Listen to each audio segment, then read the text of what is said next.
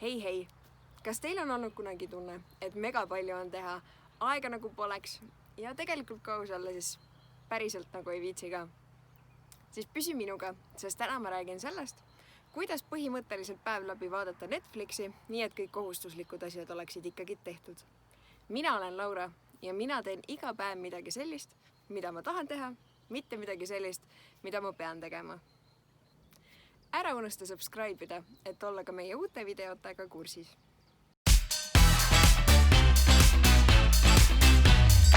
Või siis pihta.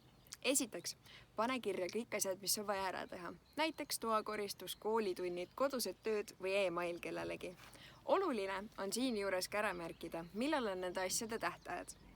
Teiseks, mõtle välja, kui palju miski asi aega võtab. Näiteks, umbes kui kaua sa võiksid tuba koristada. On see 15 minutit või on see äkki hoopis tund? Kolmandaks, jaga asjad kahte kategooriasse.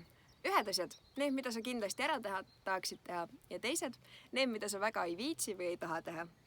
Neljandaks, pane paika ajaraam, mille jooksul sa tahad need tegevused ära teha. Näiteks ühe päeva jooksul, ühe nädala jooksul, võib-olla ka ühe kuu jooksul.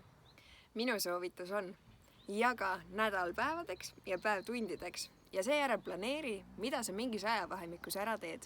Nüüd ma toon näiteks 2 ajaplaneerimismeetodit, mida mina paralleelselt kasutan, et kõik minu asjad kindlasti tehtud saaksid. Esiteks, ma tutvustan teile meetodit, mida ma kasutan igapäevaseks planeerimiseks. Ehk siis valge tahvel, kuhu ma siis panen kellaajaliselt, mida ma mingil päeval teen. Ja alati ma jätan sinna lõppu ka need tähtsamad asjad, et mul need iga päev meeles oleks ja et ma nendeks õigeks ajaks ette valmistaks. Teiseks on minu parim sõber minu märkmik, kus ma iga päev ja iga nädal panen kirja, mis mul mingil päeval teha vaja on. Paremal pool on kujutatud nädalaplaan, kuhu ma panen kirja järjest kõik need tegevused, mis mul iga nädal vaja teha on. Ja vasakul pool on tühi leht, kuhu ma saan siis kirjutada näiteks need ülesanded, mis on jooksvalt vaja ära teha, või siis ka mingisugused märkmed, mis mulle näiteks, ma ei tea, koolituse käigus meelde jäid. Anna mulle ka allkommentaarides märku, kas sina juba oled mingisugust ajaplaneerimismeetodit kasutanud. Kui sul on plaan valmis ja sa hakkad seda täitma ning avastab, et mingi ülesanne võtab rohkem, mingi ülesanne vähem aega, siis sul on võimalus seda plaani veidikene ümber teha. Näiteks, kui mingi ülesanne võtab vähem aega, siis sul on valida, kas sa teed pikema pausi või võtad juba kiiremini järgmise ülesande, et sa saaksid oma päeva kohustusliku poolega juba lõpetada.